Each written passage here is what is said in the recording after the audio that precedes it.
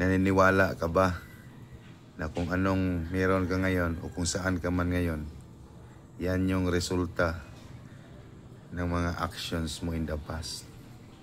Kumbaga tayo talaga yung architect ng buhay natin. Ako hindi ko rin inasahan na ganito nangyari sa akin. Ang liit lang ng hiningi ko. Pero laki ng binigay ng Diyos sa akin. Sa mga content ko nga guys, no, daming nagtatanong, Ching, bakit ikaw yung gumagawa niyan?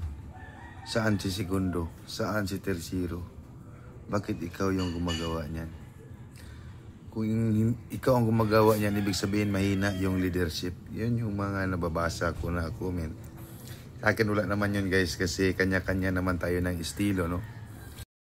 Basta sa akin guys, minimaintain ko lang na healthy yung environment, transparent, saka yung lahat ng tao ko guys, hindi sila hesitant mag-report sa akin kahit gaano ka minimal yung problema. Kahit problema pa ng girlfriend nila dyan, pwede nilang ikwento sa akin. So wala talaga akong pantay-pantay din yung tingin ko sa lahat. Kahit kadite pa yan dyan, yan nanonood ng series dyan sa kabina ko. So wala akong problema guys, no? Hindi ko talaga ini-impose yung self-entitlement. Kasi pareho lang naman tayo empleyado. Yun nga lang, ako yung big brother nyo. So, puro ako din yung frontliner. Kumbaga, leader lang talaga ako guys, hindi ako boss. Sa akin naman guys, kanya-kanya tayo ng diskarte. Ako kasi guys, pagkatapos ng paperworks ko, nababagot ako guys. Kaya bumababa ako ng makina. Extra hands din kasi itong kamay na to. Lalo na pag may mga delikado na trabaho, tumutulong talaga ako. Hindi naman ibig sabihin na ako lang gumagawa lahat. Kasi may mga dissemination yan sila guys ng trabaho. So lahat kami gumagalaw, tulong-tulong. So hindi porket chief engineer ka na, hindi ka nahahawak kahit screwdriver. So nasa sayo yun. Pwede na ko naman gawin yon kung gustuhin ko. Na bullpen na lang hawakan ko, pwede naman. Pero nasa sa inyo yun, Lods. Ako kasi, ewan ko lang, wala naman akong dapat i-explain sa inyo. Wala na akong dapat patunayan sa sarili ko. Ewan ko ikaw, baka mas magaling ka pa sa akin. Basta kay ako, naging chief engineer ako, 30 years old. Naging first engineer ako, 27. So ikaw, ewan ko kung ilang taon ka na naging chief engineer. Kung chief engineer ka talaga. So, kanya-kanya naman tayo guys. Hindi lahat ng nakikita natin sa social media is ganun talaga. So, wag natin i-judge kaagad yung ano talaga yung ano.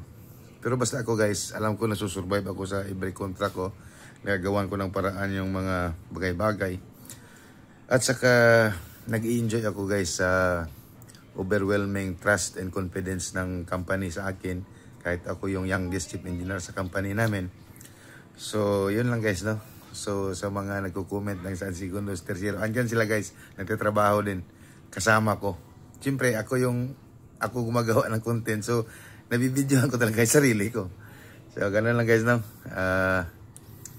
Birada lang sa mga aspiring dyan. So, sipag lang.